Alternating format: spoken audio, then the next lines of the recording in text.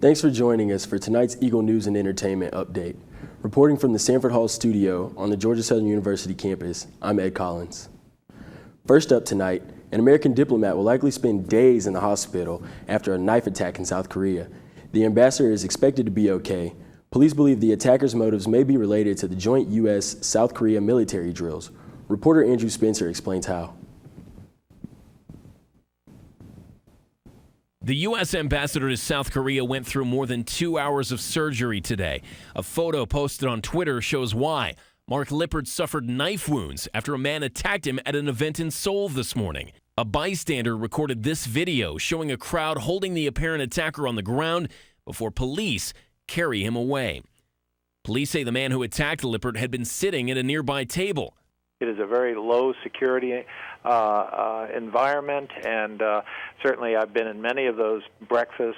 It was just across the street from the embassy. This is not something that one normally associates with the need for high security. Lippert planned to speak at the Korea Council for Reconciliation and Cooperation, which advocates a peaceful reunification of North and South Korea. The man suspected of knifing him, police say, is a member of that council. The attacker was heard shouting the South Korea-U.S. military drills must stop, a reference to the annual drills which started earlier this week and are often criticized by the government of North Korea as a provocation. Doctors say Lippert suffered a cut about an inch deep, running 4 inches from his cheekbone to his lower jaw. Surgeons gave him 80 stitches on his face alone. Lippert's arms were also cut. The attack raises questions about whether Lippert could have been better protected by his South Korean security. He's expected to spend the next few days in the hospital. I'm Andrew Spencer reporting. Thanks, Andrew. This weekend marks a year of searching for missing Malaysia Airlines Flight 370, and so far the search has turned up nothing. No sign of the Boeing jet. Authorities have searched the Indian Ocean and come up empty. Jonathan Mann shows us the search area and why authorities think that's where the plane may have landed. Since MH370 went missing on March 8th of last year, authorities have searched more than 4.6 million square kilometers of the Indian Ocean, hoping to find any sign of the missing airliner. At first, they focused a surface search in the South China Sea and the Strait of Malacca, near where last contact with the plane was made. A week later, they shifted the search south to the Indian Ocean, based on radar information and where the plane is believed to have veered off course. A few debris sightings in March shifted the search underwater. Sonar and ocean floor mapping technology started soon after. All in all, 22 planes and 19 ships could not find any trace of the aircraft. So authorities went back to the data. An analysis of radar and satellite communications indicated the plane was likely along a specific arc in the southern part of the Indian Ocean. The search area was then redefined. A deep underwater search was launched in early October in the new search area. How did they come to that? MH370 used an Inmarsat satellite system to transmit its position. Each time a handshake with the satellite is established, a ring of possible locations equidistant from the satellite in space can be plotted on the Earth's surface. Authorities believe the plane was on autopilot throughout the mysterious flight, the whole time sending out these electronic handshakes to satellites. After adding aircraft speeds and altitude to the data and accounting for when the plane would likely have run out of fuel, the search was then focused in this region along the 7th arc. The wider search area spans 60,000 square kilometers along the arc. Authorities hope to finish mapping the entire area by this May and hope even more so to end one of the great mysteries in aviation history. Jonathan Mann, CNN. Thanks, Jonathan. And in our Consumer Watch segment, if you're thinking ahead to some spring cleaning, you may want to put tidying up finances and your credit report on that list.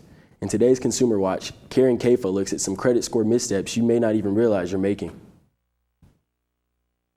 After digging out of winter, spring brings some opportunities to dig out of credit card debt.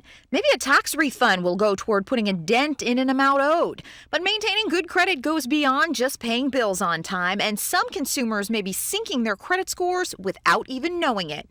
Credit.com recently looked at some of the common missteps Americans make when it comes to credit scores.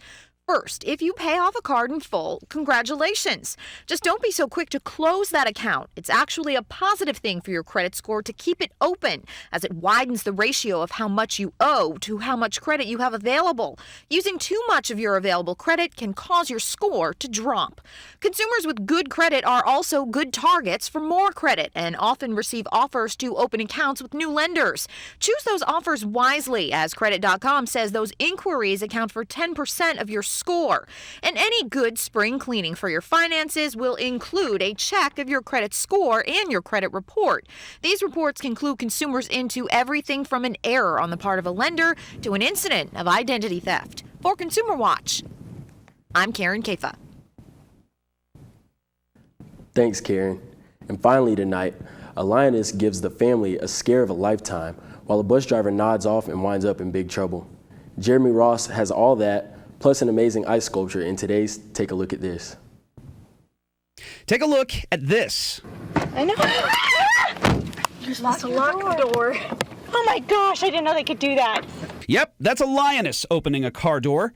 Joshua Sutherland's family was visiting South Africa when the big cat decided she wanted in. The family laughed it off, but seemed a little rattled. This Detroit bus driver has pleaded not guilty to causing an accident that stretched for half a mile. Back in October, Leon Rashid was caught on camera plowing into 8 vehicles. Police say he told them he fell asleep at the wheel.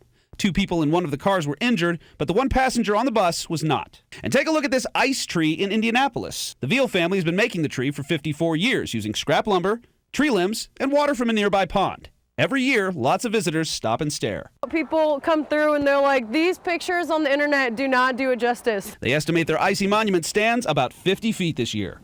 For Take a Look at This, I'm Jeremy Roth. Thanks for joining us on this Eagle News and Entertainment update. Reporting from the Sanford Hall Studios on the Georgia Southern campus, I'm Ed Collins. We'll see you again this upcoming Monday evening, and have a great night.